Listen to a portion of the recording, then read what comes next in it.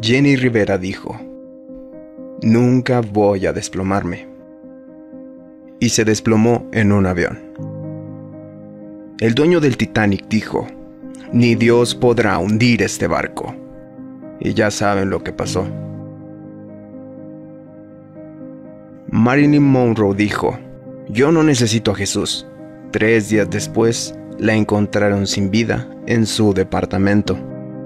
Una madre le dijo a su hija: "Que Dios te acompañe". Ella le respondió irónicamente: "En la cajuela, porque aquí él no cabe".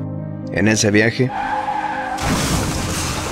hubo un terrible accidente, donde todos los jóvenes que iban perdieron la vida, y la cajuela quedó intacta.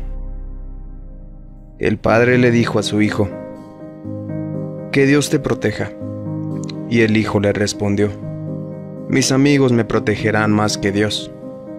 A la vuelta de su casa, una bala perdida lo impactó, y los amigos no pudieron hacer nada para protegerlo. Dios abre puertas que nadie podrá cerrar. Este mensaje tiene como finalidad darle la vuelta al mundo. Si no necesitas de Dios, ignora este mensaje. Un señor recibió este mensaje y lo multiplicó, y se ganó las bendiciones de Dios. Este mensaje es sagrado y milagroso. Te quitará solo 1 minuto compartirlo con tus familiares y tus amigos. Porque yo soy el Señor tu Dios, que sostiene tu mano derecha. Yo soy quien te dice: no temas, yo te ayudaré. El que me sigue no andará en tinieblas, sino que tendrá